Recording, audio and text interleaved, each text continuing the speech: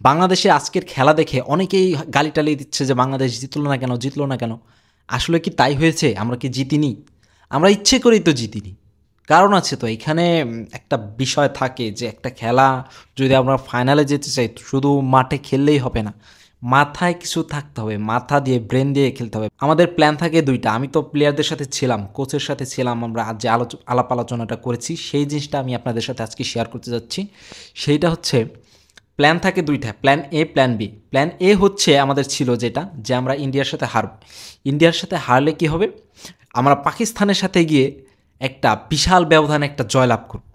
সেখানে যে নেট রানটা মানে ব্যবধানটা হবে বিশাল একটা নেট রানের মানে ফলাফল আমরা পাবো। সেইটার মাধ্যমে আমরা হচ্ছে সরাসরি ফাইনালে যাব ইন্ডিয়ার সাথে পাকিস্তানকে হারিয়ে। তো তখন আমরা খেলে মানে মাঠে খেলে জয়লাভ করব। এইটা হচ্ছে প্ল্যান। এটা একদম সহজ একটা প্ল্যান। এটা অনেকেই বুঝছে না, অনেকেই ফ্যান ফলোয়াররা বাংলাদেশের যে ক্রিকেট প্রেমীরা আছে তারা শুধু শুধু গালি দিচ্ছে বাংলাদেশ টিমদের। আসলে কি আমরা জিতলাম না কেন, জিততে পারলাম না কেন, জিততে পারলাম না কেন?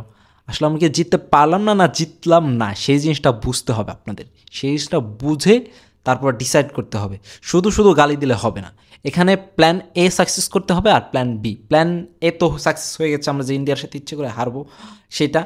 আসলে বেসিক্যালি হয়েছে কি যে জিনিসটা হচ্ছে প্লেয়াররা তো আপনার মানে ২-৩ দিন ধরে ঘরে বসে আছে।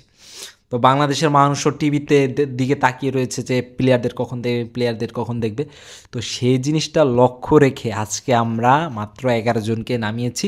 আর লিটন দাস তো একদম মানে লিটন দাস কী বলবো, তিনি তো একদম ফাইনালে খেলার জন্য প্রস্তুত। সেই জন্য সে ইচ্ছা করে একটা বাহানা দিয়ে যে আজকে খেলবে না, একটু রেস্টে আছে আর কি, সেই জন্য খেলেনি।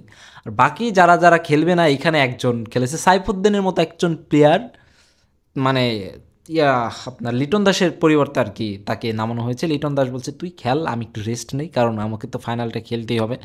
হ্যাঁ, পরে সাইফুদ্দিনকে নামালাম আর কি।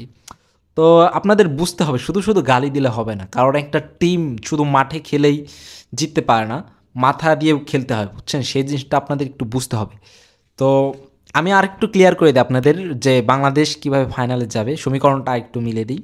মানে একটা ক্লিয়ার করে দিই যে আমাদের প্ল্যান যেটা ছিল সেটা হচ্ছে আমরা প্রথমত ইন্ডিয়ার সাথে হারব, প্ল্যান এ। আর প্ল্যান বি হচ্ছে কালকে পাকিস্তানের সাথে আমরা বড় একটা ব্যবধানে জয়লাভ করব। এই বড় একটা ব্যবধানে জয়লাভ করলে আমরা সেই ফলাফলে আমরা হচ্ছে ফাইনালে যাব।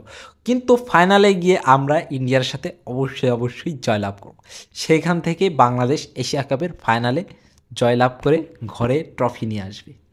তো এই পর্যন্তই ছিল আজকে। তো দেখা যাক কালকের ম্যাচে আমরা তো জিতবো ইনশাল্লাহ, সেটা তো একদম প্ল্যান যেটা আমাদের প্ল্যান থাকে আর কি। ২টা ছিল, একটা তো সাকসেস হয়েছে। তো প্ল্যান তো একটা রেডি, একটা তো কমপ্লিট, আরেকটা রেডি। তো আজকের ভিডিওটি এই পর্যন্তই। সবাই ভালো থাকবেন, সুস্থ থাকবেন। দেখা হচ্ছে পরের কোনো একটি সমীকরণ নিয়ে।